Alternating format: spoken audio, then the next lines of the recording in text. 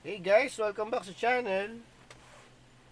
Today we're going to explore this Minolta Hymatic. Oy, Minolta Hymatic AF. Oh. Minolta Hymatic AF. So, cosmetics muna. Ayun siya oh. So, maganda ang lens oh.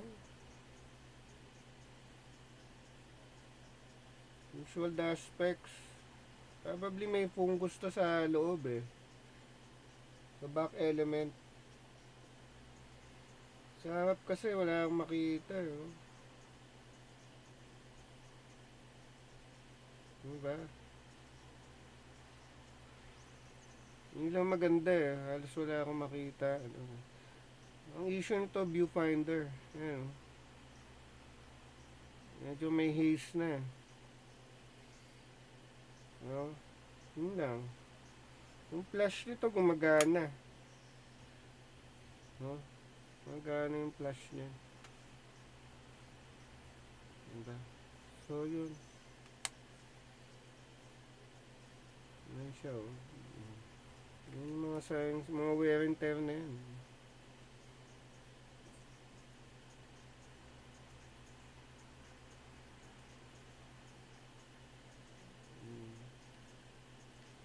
Yun lang siya eh.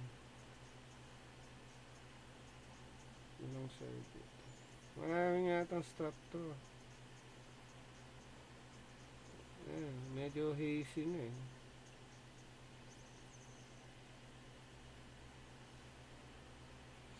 Ay, indicator yata eh. Hindi rin yata umiilaw eh. Makita natin mamaya. So, yun lang. Tapos yung ito yung case.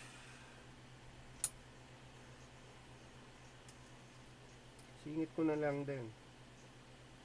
Ito nandiyon na eh. So, ayan eh. Naka-attach na yung ano. Front caps. Ayan. Diba?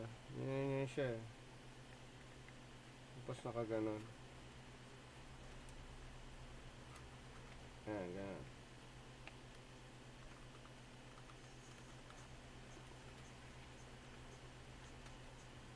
Ayan, ganun. Ayan. Tapos, ayan siya. Wala na yung label eh. Ano po, may label pa yun dito, Minolta. Putol na eh. Pero meron siyang travel bag.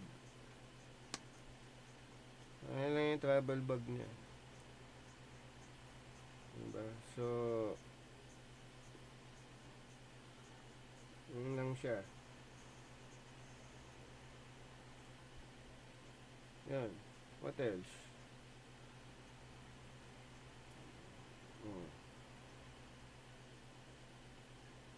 Diba? So, ito na yung parang next strap din niya.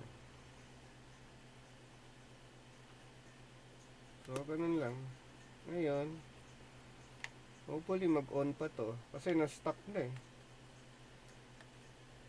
The last time na chinek ko, yung date ng posted. Yung araw na pinost ko siya, yun, tinest ko yan. Wala namang issue other than yung viewfinder. So, yung battery hindi kasama. Diba? So, yun lang. Tapos,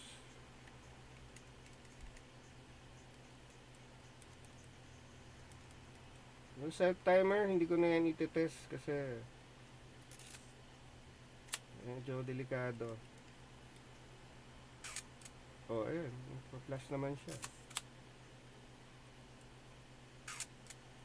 Diba?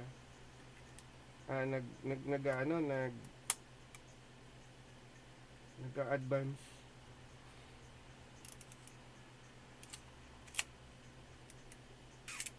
Diba?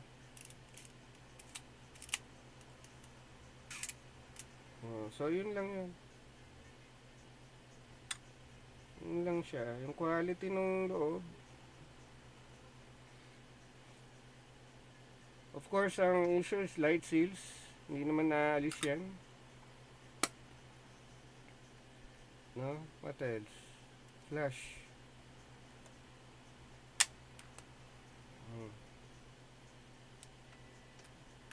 Ang puling nagcha-charge. Hindi.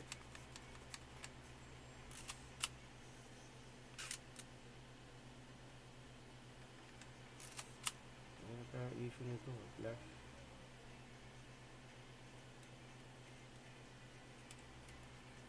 Walang indicator eh. So, matagal siya mag-charge. Ngayon, yung autofocus nito, yung focus lock, siguro ibababa mo muna to eh. Ay, i-advance mo muna. Tapos saka mo ano.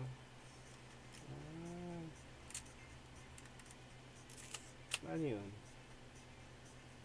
So, binaba mo. Ayun, nag-lock siya. Diba? Tapos saka mo ipipress. Ayun, nag-flash na rin. The same time. So, yun yung focus lock. Diba? Kukompose mo yung ano mo, yung picture mo. Siyempre with the subject. And then, focus lock. Kailangan i-half press mo pa to eh. No? I'm not sure. Tapos, saka mo yung lalak. And then, saka mo ipa-fire up. So, sabayin na yung flash doon. So, yun yung focus lock niya. Ganun. Nagpo-focus lock talaga siya. Kasi tingnan mo yung lens rito. Nag-retract siya eh. Oh, diba? So, meron siyang mechanism na involved dyan. And then, saka mo take the shot. Yun. Ganun lang siya basically eh. Tapos ito yung ASA dial. Hanggang 400 lang siya.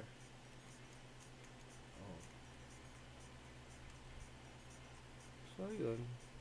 What else? So full automatic to. Kung wala kang battery, hindi mo magagamit. Kung wala kang battery, alam ko hindi mo magagamit. Electronic ang shutter. Subukan natin. Hindi naman eh. Gin-advance mo. Hindi gagana yung shutter. Kailangan may battery. Diba?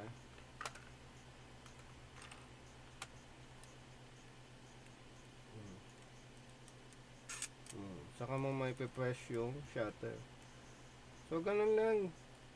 Please share, like, subscribe na lang sa channel kung wala pa, hindi pa. We'll see you on the next demo.